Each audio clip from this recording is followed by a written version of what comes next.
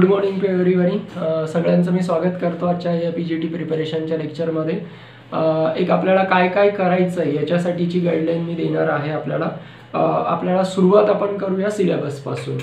सिलेबसमध्ये नेमकं म्हणजे तुम्हाला एक्सपेक्टेड काय काय किंवा काय काय करायचं आहे. तर याच्यात first year to last year all subjects तुम्हाला प्रिपेअर करावे लागतात आणि प्लस संहितेमध्ये मोस्टली चरक, सुश्रुत, वाग्भट, काश्यप आणि शारंगधर ह्या संहिता आपल्याला बऱ्यापैकी कराव्या लागतात. आता त्याच्यात कोणत्या विषयाला किती वेटेज आहे हे पण आपल्याला माहिती पाहिजे. मग त्याच्यानुसार थोडं आयुर्वेद इतिहासाला कंपॅरेटिव्हली कमी वेटेज आहे. आतापर्यंतचा पेपर साधारणतः 100 मार्काचा असायचा, पण आता तो 120 मार्काचा 120 क्वेश्चनचा झाला आहे आणि त्याप्रमाणे आता वेटेज थोडंफार वाढणार आहे. 2-2 MCQ मला वाटतं प्रत्येक विषयाचे वाढतील. इतिहासाला तसं बऱ्यापैकी कमी वेटेज आहे, पदार्थ विज्ञानाला पण कमी वेटेज आहे तुलनेने. त्याच्यानंतर रचना आणि क्रियेला मात्र बऱ्यापैकी वेटेज आहे. हे फर्स्ट इयरचं झालं. त्याच्यानंतर द्रव्यगुण, रसशास्त्र यांना सारखंच वेटेज आहे, म्हणजे मिनिमम 5 ते 6 MCQ. स्वस्थ वृत्ताचे मिनिमम 5 ते 6 MCQ. त्याच्यानंतर विकृती विज्ञान 5 ते 6 MCQ. त्याच्यानंतर अगत तंत्राचे पण मिनिमम 4 ते 5 MCQ येतात. याप्रमाणे सेकंड इयर झालं. थर्ड इयरमध्ये स्त्रीरोग, बालरोग याच्यामध्ये पण वेटेज सारखंच आहे दोघांचं. त्याच्यानंतर काय चिकित्सेला कंपॅरेटिव्हली जास्त वेटेज आहे आणि बालरोगला पण सारखंच वेटेज आहे. याप्रमाणे एक विषयांवाईज आपण वेटेज बघितलं. त्याच्यात फक्त इतिहास आणि पदार्थ विज्ञान यांना कंपॅरेटिव्हली कमी वेटेज आहे. त्यामुळे तुमचं ओरिएंटेशन कसं पाहिजे, तर ह्या विषयांचा तुलनेने सिलेबस पण कमी आहे अर्थात, त्यामुळे तुम्हाला त्याच्यावर कमी कॉन्सन्ट्रेट करायचं आहे आणि इतर विषयांना मात्र थोडा जास्त वेळ द्यायचा आहे. संहितेमध्ये आता टॉपमोस्ट अर्थातच चरकाला जास्त वेटेज आहे, म्हणजे मोस्टली पेपर हा चरक ओरिएंटेड असतो. एक ऑलमोस्ट तुम्ही 40% जरी चरक कन्सिडर केलं तरी चालेल, की ऑलमोस्ट 40% प्रश्न हे चरकावर येतात. त्याच्या खालोखाल सुश्रुतावर म्हणजे शल्यतंत्रातून जे येणारे MCQ असतात ते सुश्रुतातले असतात. त्याच्यानंतर वाग्भटावर मात्र तुलनेने कमी प्रमाण आहे, मोस्टली सूत्रस्थानातूनच येतात. इतर स्थानांवर तसं फारसा भर नाहीये, त्यामुळे सूत्रस्थानातून तुम्ही मॅक्झिमम 2 किंवा 3 MCQ कन्सिडर कराल. काश्यपाचं प्रमाण मात्र व्हेरिएबल आहे. काश्यपावर 2017ला मात्र तब्बल 6 MCQ आले होते, नंतर मात्र त्याचं प्रमाण व्हेरिएबल राहिलं आहे. तरी ॲव्हरेजली 3 MCQ कन्सिडर करा तुम्ही बालरोग आणि काश्यप. याप्रमाणे काश्यपाचं वेटेज आहे. शारंगधर आणि भेषज याच्यामध्ये ऑलमोस्ट तुम्ही सारखं कन्सिडर केलं तरी चालेल. शारंगधराचे साधारणतः 3 ते 4 MCQ कन्सिडर कराल. याप्रमाणे हे झालं सिलेबसचं, म्हणजे तुम्हाला कोणत्या विषयावर किती तुम्हाला कॉन्सन्ट्रेट करायचं किंवा किती भर द्यायचा आहे. त्याच्यानंतर आता या सिलेबसनुसार आपल्याला बुक्स किंवा संहिता कोणत्या वापरायच्या आहेत, तर संहिता मोस्टली चरक, सुश्रुत, वाग्भट तुम्ही UGला वापरले असतील त्याच वापरायच्या आहे. शक्यतो चौखंबा हिंदी असेल तर अतिउत्तम, कारण त्याच्यामध्ये विमर्शामध्ये बरंच इतर रेफरन्सेस पण दिलेले असतात, त्यामुळे त्या वाचलेला बेटर. त्यामुळे UGला तुम्ही जे बुक्स वापरले तेच पुरेसे आहेत. फक्त सिलोकसाठी मात्र तुम्ही प्रेमवती तिवारी रिफर केलं तर जास्त बेटर. आता याच्यामध्ये आपल्याला सुरुवात कशी करा, म्हणजे सिलेबस बघितला आपण, बुक्स बघितले. तुम्हाला आता अभ्यासाला किती टाइम स्पॅन दिला गेला पाहिजे, ॲटलिस्ट तुम्ही मिनिमम 1 वर्ष तरी द्यायला पाहिजे. म्हणजे तुम्हाला खरंच गव्हर्नमेंटला नंबर लावायचा असेल तर 1 वर्ष मिनिमम रिक्वायर आहे. तुम्ही साधारणतः तुमच्या अभ्यासाची सुरुवात मिनिमम एप्रिलमध्ये केली गेली पाहिजे. याप्रमाणे तुमची सुरुवात ही एप्रिलमध्ये झाली पाहिजे. त्याच्यामध्ये आणि त्याच्यानंतर एक सब्जेक्ट आणि संहिता या पॅरलल केल्या गेल्या पाहिजे. एका विषयाला किती वेळ द्यायचा, तर एक विषय म्हणजे पार्ट 1 धरूया आपण, म्हणजे शल्य पार्ट 1, शल्य part 2, Shalakya part 1, Shalakya part 2. एका विषयाला साधारणतः 12 ते 15 दिवस हा अभ्यास केला गेला पाहिजे आणि त्याची एक रिव्हिजन करून पुरेसं नाहीये, तर त्याच्या मिनिमम तुम्ही 2 ते 3 रिव्हिजन केल्या गेल्या पाहिजे. म्हणजे सपोज तुम्ही एप्रिलमध्ये पदार्थ विज्ञान किंवा आयुर्वेद इतिहास सुरू केला, त्याचं सर्व तुम्ही रिडिंग केला, आयदर नोट्सचं किंवा तुम्हाला जिथे गरज असेल तिथे बुक्सचं, त्याच्या तुमच्या मिनिमम 3 रिव्हिजन झाल्या पाहिजे, कारण एका रिव्हिजनने तेवढं कॅप्चर होत नाही. त्यामुळे त्याच्यासाठी तुम्हाला मिनिमम 3 ह्या रिव्हिजन गरजेच्या आहेत. 3 रिव्हिजन नंतर आपल्याला ॲटलिस्ट 80% पर्यंत तरी आपण तो कव्हर करू शकतो. याप्रमाणे हा सिलेबस सुरू करून तो साधारणतः डिसेंबर एंडला संपला पाहिजे आणि डिसेंबर नंतर एक काही राहिलं असेल, म्हणजे कोणाच्या इंटर्नशिपमध्ये काही प्रॉब्लेम होतात वगैरे, याच्यासाठी एक 15 दिवसाचा स्पॅन ठेवायचा मागचा बॅकलॉग भरून काढण्यासाठी. आणि त्याच्यानंतर तुम्हाला काय करायचं की फेब्रुवारी नंतर आपण रिव्हिजन करू शकतो. म्हणजे फेब्रुवारी पासून तर मार्च पर्यंत साधारणतः 60 दिवस एका रिव्हिजनला लागतात सगळ्या विषयांच्या, आणि त्याच्यानंतर दुसऱ्या रिव्हिजनला एक साधारणतः 45 दिवस पकडा. त्यामुळे एक्झामच्या आधी, म्हणजे एक्झाम आपण मे एंड किंवा जून फर्स्ट वीक जरी कन्सिडर केली दरवर्षीची, तरी त्याप्रमाणे तुम्हाला करावं काय लागेल की मिनिमम 3 रिव्हिजन तुमच्या झाल्या पाहिजे. म्हणजे वर्षभरातली 1 रिव्हिजन आणि त्याच्यानंतर मिनिमम 2 रिव्हिजन, 3 झाल्या तर अतिउत्तम. याप्रमाणे त्याच्यानंतर आता वर्षभराचं शेड्यूल तुमचं कसं पाहिजे, तर संहिता आणि विषय शक्यतो पॅरलल केले गेले पाहिजे. का, तर तुम्ही फक्त संहिता करायला गेले तर विषय मागे पडतील. आता कोणी म्हणेल की आपल्याला संहिताच केली गेली पाहिजे, पण तसं नाहीये. फॉर एक्झाम्पल द्रव्यगुणचे एमसीक्यू पार्ट 2 चे तिथे संहिता कव्हर होत नाही. रसशास्त्र हा विषय असा आहे की तो संहितेत कव्हर होत नाही. स्वस्त वृत्तासारखा पूर्ण विषय हा संहितेत कव्हर होत नाही. मॉडर्न मोस्टली संहितेत कव्हर होत नाही. त्यामुळे तुम्हाला करायचं काय की याच्यामध्ये तुम्हाला संहिता आणि विषय पॅरलल केले तर जास्त बेटर. याप्रमाणे दोन्ही एका वेळी केले गेले पाहिजे. आता याच्यामध्ये आपल्याला संपवायचं कसं, तर विषय मी तुम्हाला सांगितलं की जानेवारी एंड पर्यंत संपू शकतात. एका विषयाला तुम्ही साधारणतः 12 ते 15 दिवस देऊ शकतात. आणि संहिता किती, तर वाग्भट सूत्रस्थानाला साधारणतः 2 महिन्यात संपवलेलं बेटर आहे. सुश्रुत सूत्र निदान शारीर हे महत्वाचं आहे, त्याला साधारणतः 2.5 ते 3 महिने कन्सिडर कराल. चरक 4 महिने साधारणतः लागूनच जातात. मिनिमम 4 महिने किंवा 5 महिने मॅक्झिमम. तुम्ही खूप स्लोली केलं तर 5 महिने, अदरवाईज ते साधारणच्या 4 महिन्यामध्ये होऊ शकतं.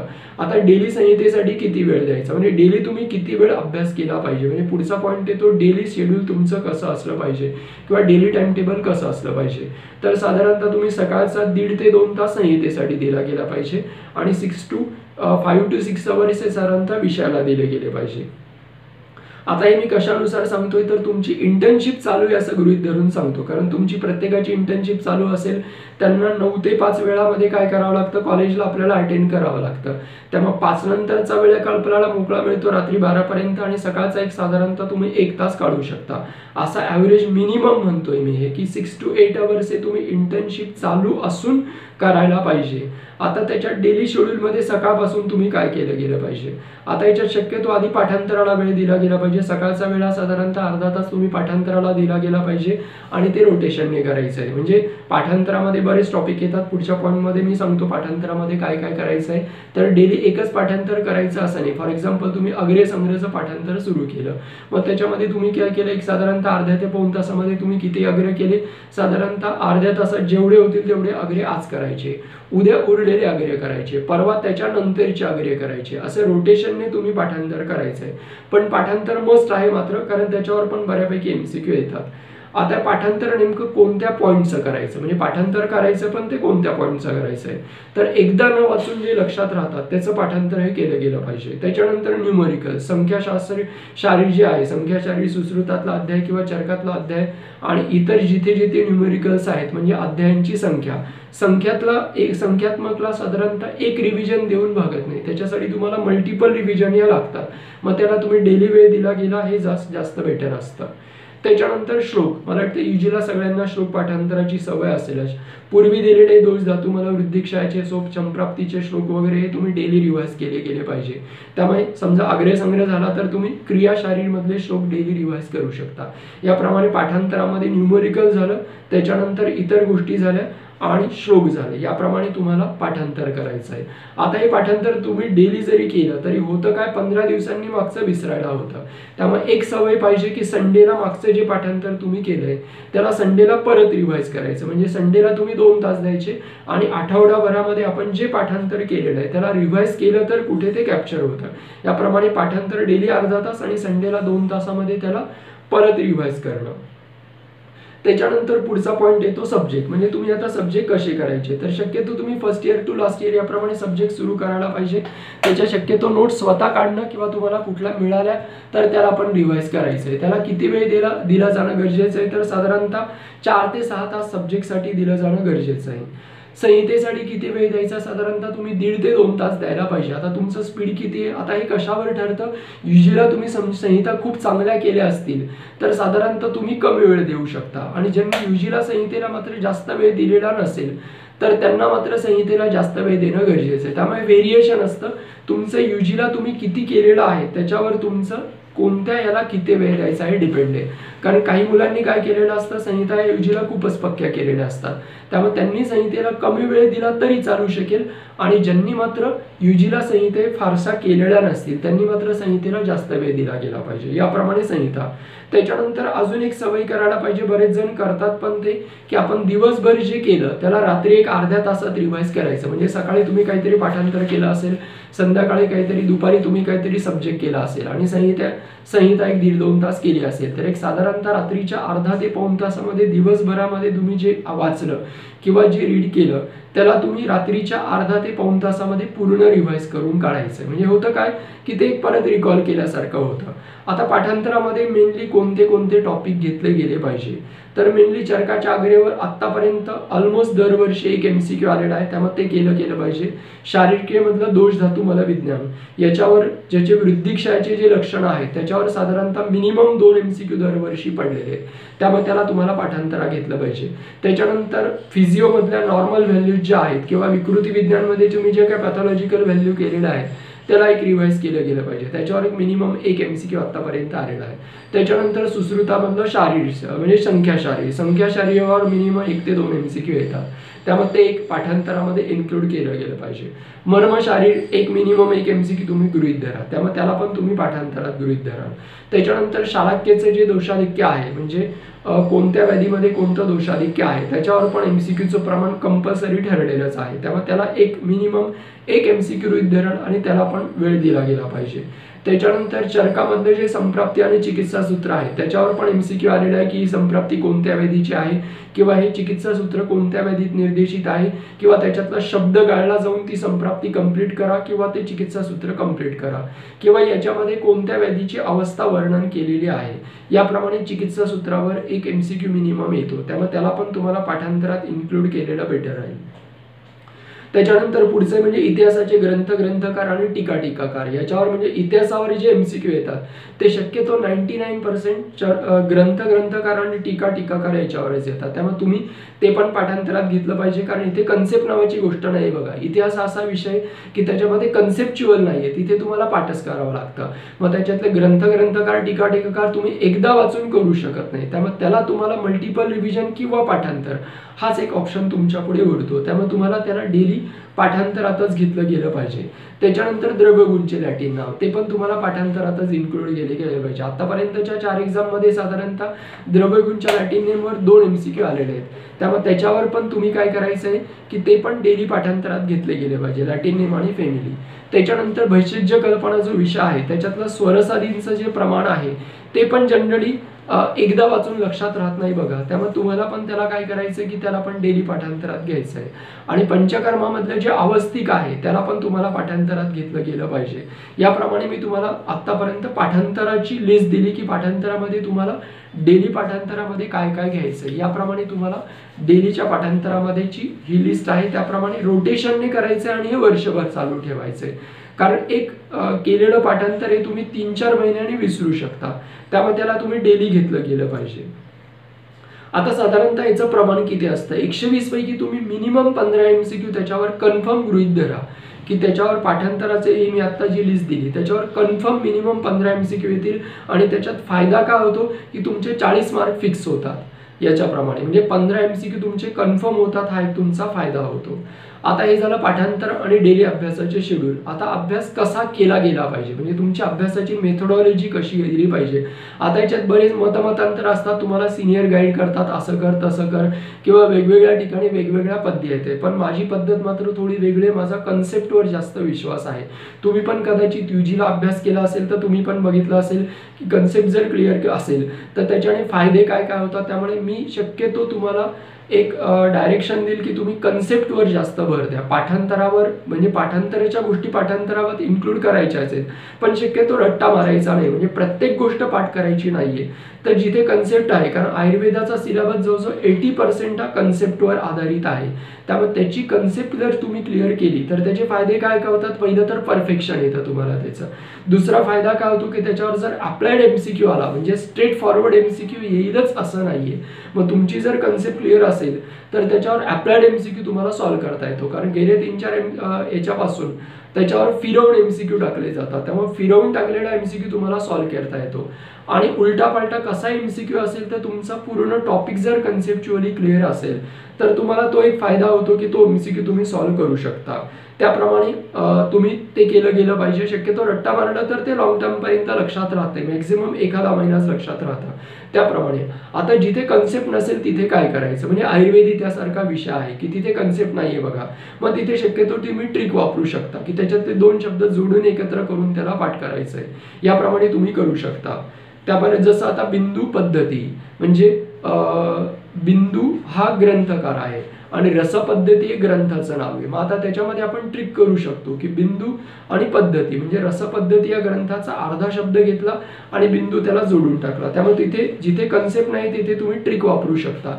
याप्रमाणे आणि ट्रिक तयार कशा करायच्या, तर ट्रिक तयार कशा करायचा, जो वर्ड असेल त्याच्यातला अर्धा पाठ आणि आपली ट्रिकचा अर्धा पाठ असे जोडून शब्द जर तुम्ही तयार केले तर बेटर राहील. म्हणजे मी मग उदाहरण दिलं तुम्हाला की रसपद्धती हे ग्रंथाचं नाव आणि बिंदू हा त्याचा ग्रंथकार. मग त्याच्यातली सोपी ट्रिक काय तर बिंदू पद्धती, म्हणजे दोन्ही ग्रंथकार पण लक्षात राहतो आणि त्याच्यातला ग्रंथ पण लक्षात राहतो. याप्रमाणे ट्रिक करायला पाहिजे. म्हणजे ब्लाइंड ट्रिक करू नका. त्याच्यामध्ये आधार काय घ्याल तर शक्यतो त्याच्यातला शब्दाचा आधार घेतला तर ट्रिक सोपी बनते. म्हणजे ट्रिक पण करताना सोप्या कराल, अवघड ट्रिक करू नका. त्याच्यानंतर त्या ट्रिक लिहून ठेवल्या गेल्या पाहिजेत, कारण आपल्याला तोंडी एवढ्या ट्रिक होतात की प्रत्येक विषयाच्या तुम्ही 25 जरी ट्रिक लक्षात ठेवला मिनिमम तर असे 18 विषय आहेत किंवा 20 विषय आहेत. 20 विषयाच्या एवढ्या 500 ट्रिक तुम्हाला तोंडी लक्षात राहणं प्रॅक्टिकली शक्य नाहीये. त्यामुळे तुम्ही काय केलं का पाहिजे की त्या ट्रिक लिहून ठेवल्या गेल्या पाहिजे. वहीवर किंवा कुठे जिथे तुमचं नोट्स असतील तिथे करून त्या लिहून ठेवल्या गेल्या पाहिजे. त्याच्यानंतर पुढचे म्हणजे वाक्य बनवणं. म्हणजे काही मोठे जर टॉपिक असतील किंवा ग्रुपने जर काही असेल तर त्याच्यामध्ये वाक्य बनवायचं. म्हणजे ट्रिक करायची पण त्याच्यामध्ये त्याचं मोठं वाक्य बनवायचं आहे आणि ते लक्षात ठेवायचं आहे. त्याप्रमाणे पण आपल्याला अदर दॅन कन्सेप्ट वाक्य बनवून आपल्याला लक्षात ठेवता येऊ शकतं. आणि टॉपिक मधल्या शब्दांचा आधार घेऊन ते वाक्य बनवायचं आहे. म्हणजे फॉर एक्झाम्पल क्षार योग्य रुग्ण तुम्हाला लक्षात ठेवायचं की किती रुग्णांमध्ये क्षार हा प्रतिसारणीय क्षार वापरायचा आहे. मग त्याचं तुम्ही वाक्य, मग त्याच्यामध्ये इंडिकेशन हे साधारणतः 15-20 जर असतील तर त्याचं वाक्य बनवलेलं तुम्हाला बेटर राहील. आता ट्रिकचं उदाहरण पण देऊया. म्हणजे त्याच्यामध्ये तुम्ही व्हिज्युअलायझेशनचा पण वापर करू शकता किंवा त्याच्यामधल्या शब्दांचा पण वापर करू शकता. आता उदाहरणार्थ आलेलं आहे की गर्भमध्ये प्रथम अंगावय उत्पत्तीमध्ये आलेलं आहे बघा मार्कंडेय आणि हस्तपाद. म्हणजे हस्तपाद प्रथम उत्पन्न होते असं मार्कंडेय ऋषींचं मत आहे. मग त्याच्यामध्ये तुम्ही काय ट्रिक सोपी बनवू शकता की मार्कंडेयाचे हस्तपाय किंवा माकडाचे हातपाय अशी जर ट्रिक बनवली तर ती सोपी पण आहे बघा, लक्षात ठेवायला सोपी आहे. त्यामुळे अशा ट्रिक बनवल्या तर त्या तुम्हाला सोप्या लक्षात राहतात. त्याच्यानंतर किती प्रकारे MCQ येऊ शकतो याप्रमाणे तुमचं आता वाचण्याचं ओरिएंटेशन कसलं असलं पाहिजे. तर तुम्ही जे वाचता त्याच्यामध्ये MCQ ने वाचलं पाहिजे. म्हणजे अभ्यासाची दुसरी पद्धत काय, आपण पहिलं तर कन्सेप्ट बघितली, दुसरं ट्रिक बनवायच्या, त्याच्यानंतर तुमच्या आता वाचनाची पद्धत कशी असली पाहिजे. आता UGला पण तुम्ही वाचलं असेल, UGला तुम्हाला essay किंवा LAQ लिहावे लागतात. त्यामुळे तुम्हाला डिस्क्रिप्टिव्ह पॅटर्न मध्ये लिहावं लागतं. पण इथे मला वाटतं काय करायचंय तुम्हाला MCQच्या किंवा ऑब्जेक्टिव्ह फॉर्मॅटमध्ये लिहायचं आहे. त्यामुळे तुम्ही वाचनाचं ओरिएंटेशन कसं पाहिजे तर याच्यामध्ये MCQ कसा येऊ शकतो याप्रमाणे तुमचं वाचनाचं पद्धत पाहिजे. आता उदाहरणच घेऊया. एखादा व्याधी दिला आणि त्याचं लक्षण दिलंय. म्हणजे प्रमेयामधलं हस्तपादतलद आहे लक्षण दिलेलं आहे. याच्यामध्ये उलट्या पद्धतीने पण तुम्हाला MCQ लक्षात ठेवायचं आहे की हस्तपादतलद आहे लक्षण खालीलपैकी कोणत्या व्याधीत आहे किंवा खालीलपैकी प्रमेयातलं लक्षण कोणतं. अशा दोन्ही पद्धतीने तुम्ही लक्षात ठेवण्याचा प्रयत्न केला गेला पाहिजे. त्याच्यानंतर वाचताना काही ऑड गोष्टी असतात बघा. म्हणजे पित्तामध्ये काहीतरी शीत अभिलाषा असं एक लक्षण आलेलं असेल, जसं पांडूमध्ये आलेलं बघा शिशिर प्रीती असं एक लक्षण आलेलं आहे. मग पांडू हा पित्त प्राधान्याचा व्याधी आहे पण तिथे शिशिर प्रीती हे लक्षण आलेलं आहे. मग हे ऑड लक्षण आलेलं आहे बघा. तर तिथे कन्सेप्ट अदर दॅन कन्सेप्ट म्हणजे कन्सेप्ट पेक्षा वेगळं आलेलं बघा की शिशिर प्रीती हे लक्षण किंवा शिशिर द्वेष हे लक्षण आलेलं असेल तर त्याच्याप्रमाणे तुम्हाला काय करायचं आहे, शिशिर द्वेष लक्षण असेल आणि पांडू हा पित्त प्राधान्याचा व्याधी आहे मग तिथे शिशिर प्रीती असायला पाहिजे. पण शिशिर द्वेष लक्षण आलेलं आहे मग ते ऑडचं लक्षण झालं. त्यामुळे त्याला तुम्हाला त्या पद्धतीने लक्षात ठेवायचं आहे. त्याच्यानंतर अभ्यास करताना आता काही ठिकाणी मोठे ग्रुप असतात बघा. जसं पंचकर्मामध्ये तुम्ही बघितलं असेल की वमन अर्ह कोणते, वमन अनर्ह कोणते किंवा निर्वस्ती योग्य कोणते किंवा निर्वस्ती अयोग्य कोणते. किंवा शल्याचं उदाहरण घेऊया आपण, पानीय क्षार कुठे वापरावा. त्याच्यामध्ये साधारणतः 20 व्याधींची लिस्ट आहे बघा. ऑलमोस्ट 18 ते 20 व्याधींची लिस्ट आहे. किंवा प्रतिसारणीय व्याधी कुठे वापरावा. त्याच्यामध्ये काय की त्याच्यामध्ये पण प्रतिसारणे वापरण्याचे इंडिकेशन जे ते 18 ते 20 आहे. मग एवढे सगळे 18 ते 20 पॉइंट आपण एकाच वेळी लक्षात राहू शकत नाही आपण. मग त्याच्यामध्ये तुम्हाला काय करायचे की मोठ्या ग्रुपचे लहान ग्रुप बनवायचे असतात. आता उदाहरणच द्यायचं तर प्रतिसारणीय क्षार, मग सप्तमुखरोग आलेला आहे, त्याच्यानंतर कुष्ठ आलेलं आहे, किटिभ वगैरे आलेले आहे. मग त्याच्यामध्ये तुम्ही ग्रुप बनवू शकता. सप्तमुखरोगाचा एक ग्रुप, त्याच्यानंतर कुष्ठ म्हणजे स्किन डिसीजचा एक ग्रुप, त्याच्यानंतर काय नच्छव्यंग वगैरे. याच्यामध्ये पण तुम्हाला काय करायचं की प्रतिसारणीय क्षार वापरायचा आहे. त्यामुळे मोठा ग्रुप हा काय करायचा आहे तर लहान ग्रुपमध्ये कन्वर्ट करायचा आहे आणि त्याप्रमाणे त्याला लक्षात ठेवायचं आहे. हे झालं लक्षात ठेवण्याचं एक टेक्निक. त्याच्यानंतर अजून एक अभ्यासाची मेथड आहे म्हणजे कार्यकारानुभव अप्लाय करणं. आता कार्यकारानुभव अप्लाय करणं म्हणजे नेमकं काय, ही गोष्ट अशी आहे म्हणून त्याचं उत्तर हे असणार आहे. म्हणजे उदाहरणार्थ आता तुम्हाला सोपं उदाहरण देतो की उष्टग्रीवा भगंदराचा जो प्रकार आहे त्याच्यामध्ये अग्निकर्माचा निषेध सांगितला आहे आणि तिथे क्षार अप्लाय करायला सांगितलं आहे. मग इथे लॉजिक आहे बघा, किंवा कार्यकारणभाव आहे की उष्टग्रीवा पित्तप्राधान्याचा भगंदराचा प्रकार आहे. म्हणजे उष्टग्रीवा भगंदराच्या प्रकारामध्ये पित्त प्राधान्य आहे. मग पित्त प्राधान्य आहे म्हणून त्याच्यामध्ये तुम्हाला काय करायचं आहे, तर त्याच्यामध्ये अग्निकर्म हे निषेधित आहे. हा MCQ तुम्हाला लक्षात ठेवायचं, म्हणजे तिथे पाठ करायचं नाहीये तुम्हाला. तर त्याच्यात काय करायचंय तुम्हाला, तर तिथे पित्त प्राधान्य असल्यामुळे तिथे अग्निकर्माचा निषेध आहे आणि तिथे कंपॅरेटिव्हली सॉफ्ट उपक्रम कोणता, तर क्षारकर्म अप्लाय करणं सॉफ्ट उपक्रम झाला म्हणून तिथे क्षारकर्म इंडिकेटेड आहे. तुम्हाला कार्यकारण भावाच्या आधारे लक्षात ठेवायचं आहे. अजून एक सोपं उदाहरण देतो तुम्हाला, जसं अग्निरोहिणी हा क्षुद्ररोगांमध्ये आलेला आहे. सुश्रुताच्या क्षुद्ररोगाच्या अध्यायामध्ये अग्निरोहिणी नावाचा व्याधी आलेला आहे. आता अग्निरोहिणी हा सान्निपातज व्याधी आहे. आता एखादा व्याधी जर सान्निपातज असेल तर तो असाध्य असू शकतो. आता याच्यामध्ये कार्यकारण भाव झाला बघा, तो सान्निपातज आहे म्हणून असाध्य आहे किंवा असाध्य आहे म्हणून तो कदाचित सान्निपातज असू शकतो. हे एकमेकांशी रिलेटेड आलं बघा. मग तिथे कार्यकारण भाव झाला, म्हणजे तिथे तुम्ही अग्निरोहिणी हा असाध्य हे पाठ करायची गरज नाहीये. तर तो काय आहे, तर तो तेवढा स्ट्रॉंग आहे, त्याची संप्राप्ती तेवढी स्ट्रॉंग आहे म्हणून तो सान्निपातज आहे आणि सान्निपातज आहे म्हणून तो असाध्य आहे. असा जर कार्यकारण भाव लावला तर तुम्हाला तो डायरेक्ट वर्षभर लक्षात राहील बघा. त्याला तुम्हाला पाठ करावं लागणार आहे. त्यामुळे अभ्यासाच्या मेथडमध्ये ही एक मेथड आहे की कार्यकारण भाव पण अप्लाय केला गेला पाहिजे आणि मग पुढे जायचं आहे. त्याप्रमाणे संहितेमध्ये तर मॅक्झिमम ऑलमोस्ट 90% ठिकाणी कार्यकारण भाव अप्लाय करणं गरजेचं असतं. त्याच्यानंतर आता अभ्यासाच्या मेथडमध्ये तुम्ही संहिता वाचताना शक्यतो मूळ ग्रंथ वापरा. म्हणजे रेडीमेड मटेरियल मधलं जे नोट्स असतील किंवा दुसऱ्याच्या नोट्स घेऊन ती वाचू नका. त्यामुळे शक्यतो मूळ संहिता तुम्ही स्वतः वाचा. पण तुमच्याकडे टाइम लिमिट असेल किंवा तुमचं कदाचित सिव्हिल चालू असेल, तुम्हाला संहिता वाचणं शक्य नसेल, 24 आवर वगैरे ड्युटी असेल किंवा 12 आवर ड्युटी असेल, तर मात्र तुम्ही असं करू शकता की संहिता म्हणजे नोट्स पण वाचा आणि त्याच्या पॅरलल संहिता वाचा. पण माझं तुम्हाला फोर्स राहील की तुम्ही संहिता शक्यतो वाचाल. मूळ ग्रंथ वाचून मगच त्याच्यावर तुम्ही पुढे जाल. त्याच्यात नंतरच तुम्ही नोट्स वाचाल. त्यामुळे आधी संहिता वाचून त्याच्यानंतर नोट्स वाचल्या पाहिजे. डायरेक्ट नोट्स वाचायच्या नाही. त्याच्यात तोटा काय होतो, एक तर त्या लक्षात राहत नाही, एक मेजर ड्रॉबॅक असतो आणि दुसरं त्याच्यामध्ये ते तात्पुरतं लक्षात राहतं. त्याच्यानंतर आता विषयांचा अभ्यास करायचा आहे. विषयांच्या मध्ये रस आणि द्रव्यगुण हे विषय येतात बघा. म्हणजे बाकीचे बरेचसे विषय संहितेमध्ये कव्हर होतात, पण रस आणि द्रव्य सारखे विषय मात्र संहितेमध्ये कव्हर होत नाही. त्यामुळे त्याच्यामध्ये काय करायचंय तुम्हाला, तर तिथे पण शक्यतो टेक्स्ट बुक वाचाल. कारण त्याच्यामध्ये तुम्हाला काय करायचंय की एखादा पॉईंट समजला नाही तर त्याच्यामध्ये मात्र तुम्हाला त्या टेक्स्ट बुक मधून तो क्लिअर करून घ्यायचा आणि पुढे जायचंय. त्यामुळे रसासारखा विषय आहे की त्याच्यामध्ये पण बऱ्यापैकी कार्यकारण भाव बऱ्या ठिकाणी कमी आहे बघा. तिथे पण तुम्हाला काही गोष्टी ह्या पाठच कराव्या लागतात. काही ठिकाणी कार्यकारण भाव आहे पण काही ठिकाणी मात्र तुम्हाला काय करावं लागतं, तर ट्रिक करणं हे गरजेचं असतं. त्यामुळे तिथे तुम्हाला एखादा पॉईंट समजला नाही तर तो बुकमध्ये रिफर करून घ्यायचा आहे. त्याच्यानंतर नोट्स तुमच्या कशा काढल्या गेल्या पाहिजे, तर नोट शक्यतो डिस्क्रिप्टिव्ह स्वरूपामध्ये काढू नका. कारण तुम्ही BMS ला असताना शक्यतो काय केलं असेल तर तुमच्या नोट्स या डिस्क्रिप्टिव्ह स्वरूपाच्या असतील, पण आत्ताच्या नोट्स मात्र तुमच्या ऑब्जेक्टिव्ह स्वरूपाच्या असल्या पाहिजे. त्यामुळे त्या डिस्क्रिप्टिव्ह नसाल तर ऑब्जेक्टिव्ह स्वरूपाच्या असल्या पाहिजे. म्हणजे फॉर एक्झाम्पल क्षार योग्य रुग्ण, मग त्याच्यात 1 2 3 4 5, क्षार अयोग्य रुग्ण 1 2 3 4 5, अग्निकर्म योग्य ऋतू कोणता, त्यांच्या सर्वांसाठी गृहण योग्य ऋतू कोणता, याच्यामध्ये पण कार्यकारण भाव आहे. म्हणजे याप्रमाणे ऑब्जेक्टिव्ह फॉर्म मध्ये तुम्ही नोट्स काढल्या पाहिजे. त्याच्यानंतर एक बऱ्याच जणांचं कसं असतं की एंट्रन्स द्यायची म्हटली की पटकन ते काय करतात, आता कोणतं तरी मटेरियल वापरायला पाहिजे. मग मार्केटमधल्या मटेरियलकडे बऱ्यापैकी मुलांचा ओढा असतो. आता याच्याविषयी माझं मत आहे की ते वापरू नका तेव्हा की ते वाईट आहे असं माझं अजिबात म्हणणं नाहीये. म्हणजे मार्केटमधलं मटेरियलला मी काही नावं ठेवणार नाही. मार्केटमध्ये जवळजवळ मिनिमम तुम्हाला 20-25 बुक्स अवेलेबल आहेत एंट्रन्स साठीचे आणि ऑनलाईन नोट्स पण अवेलेबल आहेत. बऱ्याच जणांनी वेबसाईट वगैरे सुरू केल्या आहेत आणि त्याच्यावर त्यांनी नोट्स पण अवेलेबल करून द्या. आता त्या वाचायच्या किंवा नाही याच्याबद्दल माझं मत काय आहे ते मी तुम्हाला सांगतो. आता शक्यतो माझं मत राहील की त्याला तुम्ही बेस मानू नका. म्हणजे त्या नोट्स वाईट नाहीयेत किंवा वाचू नका किंवा रिफर करू नका असं माझं म्हणणं नाहीये, पण त्याला तुम्ही डायरेक्ट बेस म्हणून कन्सिडर करू नका.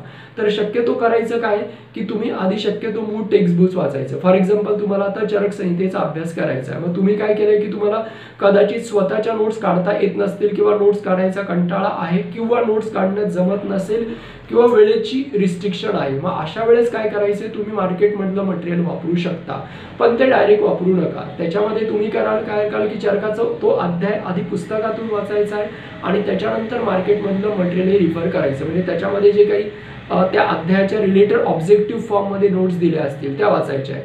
याप्रमाणे त्याचा आधार घ्यायचा आहे. किंवा रसशास्त्राचा अभ्यास करायचा असेल तर शक्यतो एक टॉपिक आहे, तुम्ही एक अध्याय रसशास्त्राच्या बुकमधून वाचला आणि तो तुम्ही समजून घेतला आणि समजून घेतल्यानंतर मग तुम्ही काय करायचं आहे की त्याच्यातलं जे मार्केटमधलं मटेरियल अवेलेबल आहे तो त्याच्यानंतर रिफर करायचा आहे. त्याला बेस बनवू नका, त्याला गाईडलाईन मधून कन्सिडर कराल.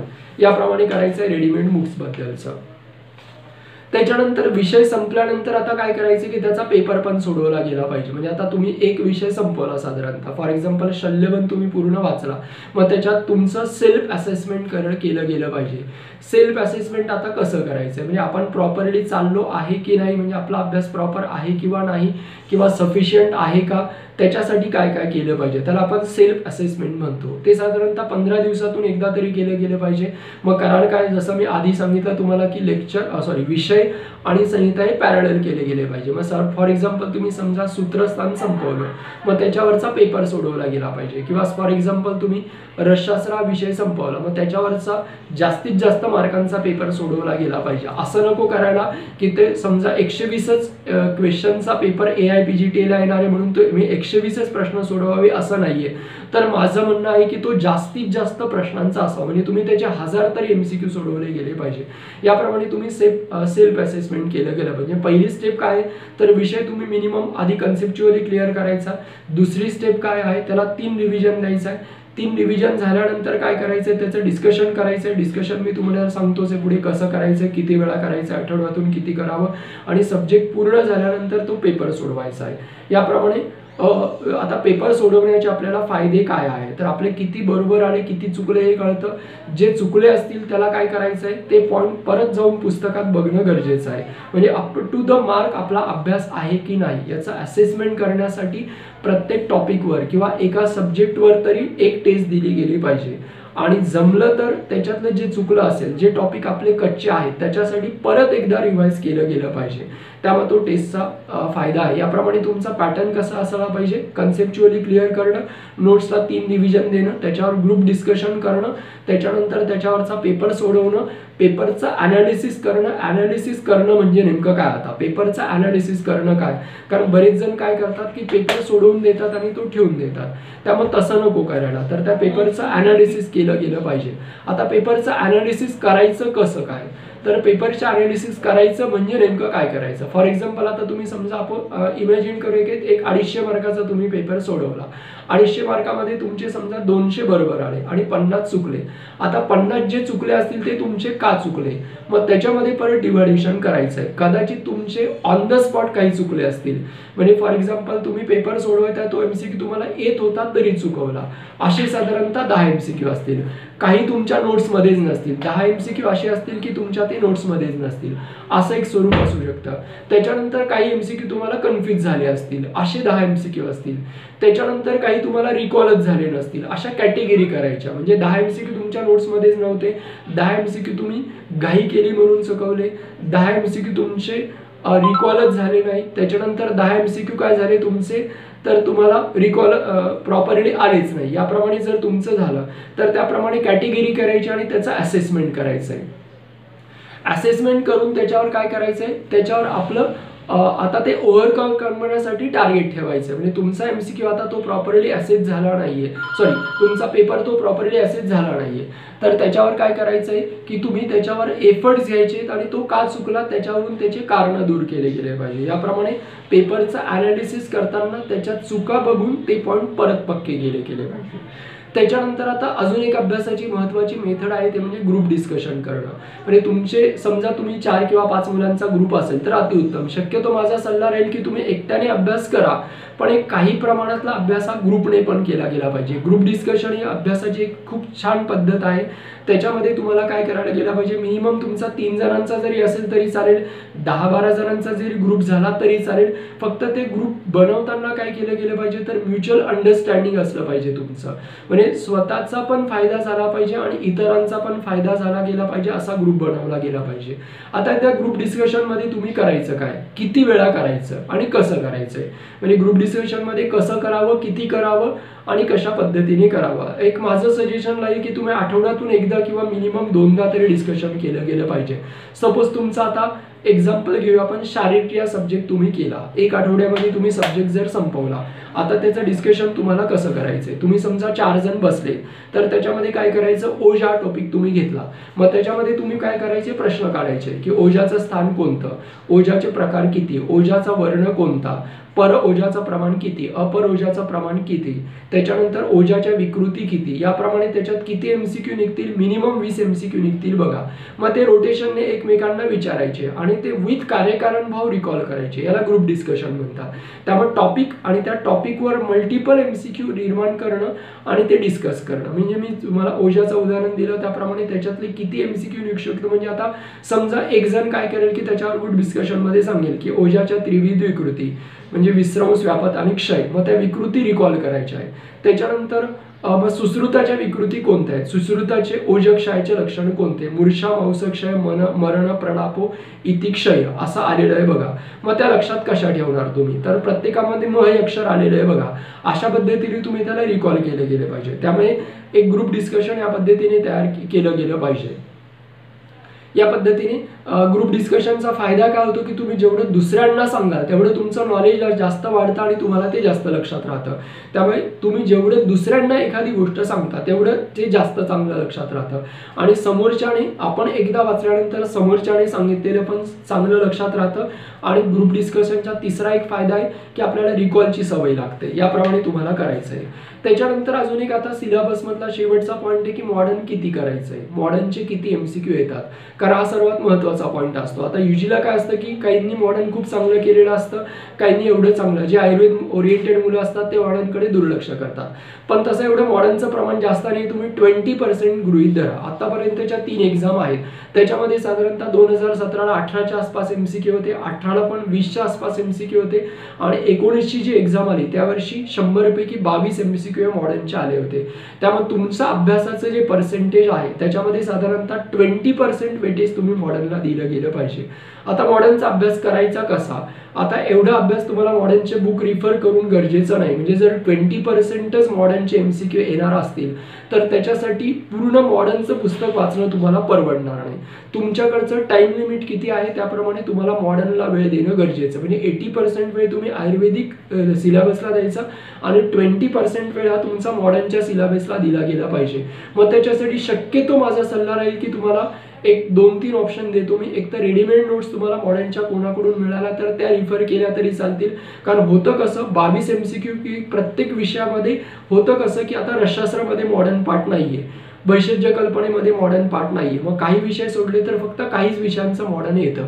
मग त्याच्यामध्ये होतं कसं की एका विषयाचे ॲव्हरेजली 2 ते 3 एमसीक्यू येतात आणि आता लॉजिक काय सांगते तर 2 ते 3 एमसीक्यू साठी एवढं अख्खं मॉडर्नचं बुक वाचणं योग्य तुम्हाला लॉजिकला धरून होणार नाही। मग त्याच्यासाठी माझा पहिला ऑप्शन राहील की तुम्ही मॉडर्नच्या रेडीमेड नोट्स तुम्हाला मिळाल्या तर ते करणं। दुसरा एमसीक्यू असा आहे की तुम्ही सुपरफिशियल नोट्स काढाल, हा दुसरा पार्ट आहे, किंवा डायरेक्ट बुक मधून पटपट वाचणं हा दुसरा ऑप्शन आहे, पण तो एवढा मला वाटतं प्रॉपर नाहीये। तिसरा तुम्हाला ऑप्शन आहे की तुमचा जर 5 जणांचा ग्रुप असेल आणि तुम्हाला फॉर एक्झाम्पल ॲनाटॉमीच्या मॉडर्नच्या नोट्स काढायच्या तर तुम्ही काय करू शकता, अप्पर एक्स्ट्रीमिटीज एकाकडे, लोअर एक्स्ट्रीमिटीज एकाकडे, बोन्स एकाकडे, सॉफ्ट ऑर्गन एकाकडे, असं तुमच्यामध्ये तुम्ही डिवाइड पण करून एकमेकांमध्ये त्या नोट्स सर्क्युलेट करू शकता, असं पण तुम्ही करू शकता। त्यामुळे सगळं मॉडर्नचा अभ्यास तुम्ही करू नये या मताचा मी आहे। त्यामुळे ग्रुपमध्ये तुम्ही डिवाइड करून त्या नोट्स एकमेकांना सर्क्युलेट करणं किंवा रेडीमेड नोट्स वाटणं हे मॉडर्नचं गरजेचं आहे।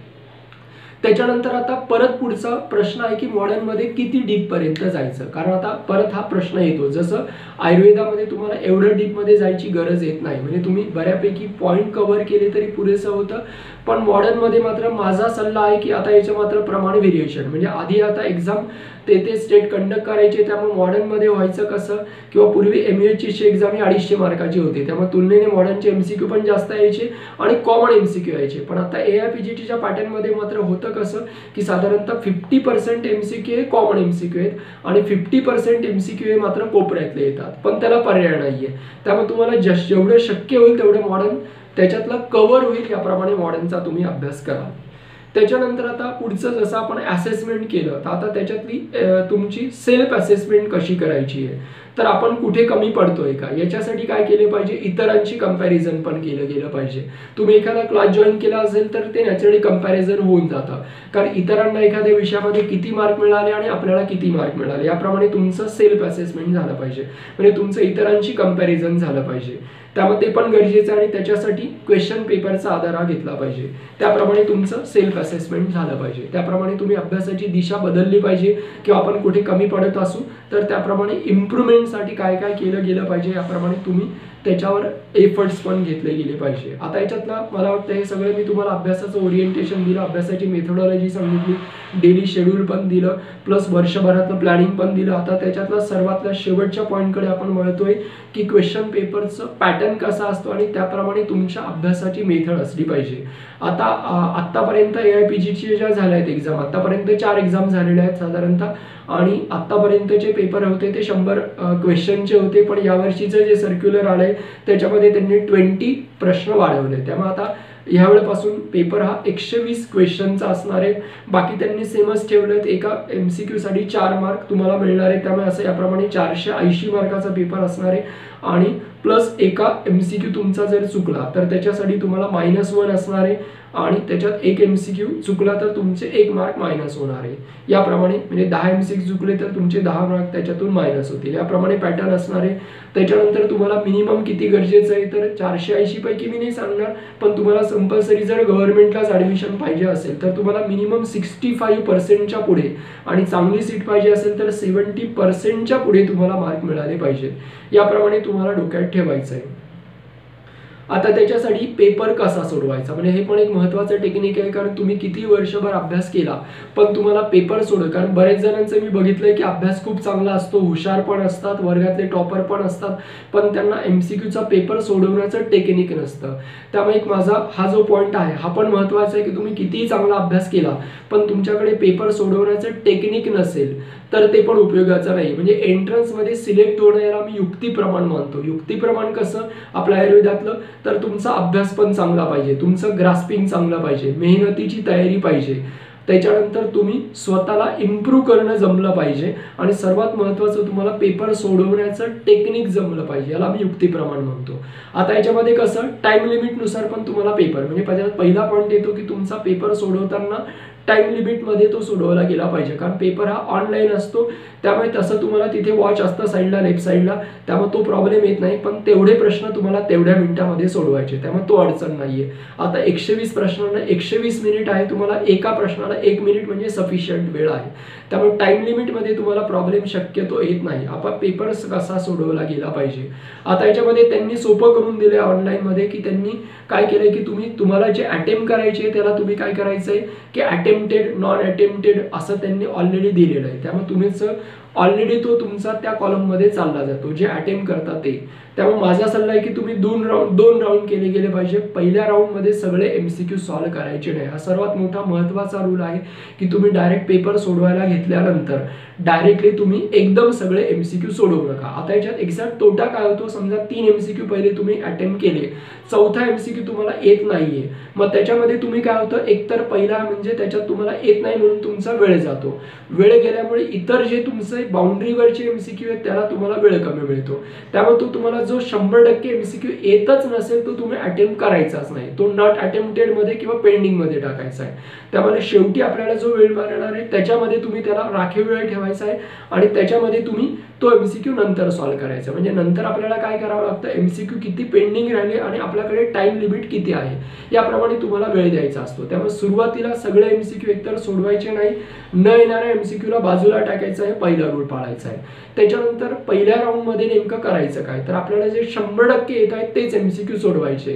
म्हणजे फॉर एक्झाम्पल पर ओझाचं प्रमाण किती, अपर ओझाचं प्रमाण किती, 8 बिंदू वगैरे, अर्धांजली वगैरे, याप्रमाणे तुम्हाला हा कन्फर्म येतोय. किंवा रक्तमुक्षणाचं प्रमाण किती हा तुम्हाला कन्फर्म येणार आहे MCQ, त्यामुळे तो पहिल्या राऊंड मध्ये सोडवला गेला पाहिजे.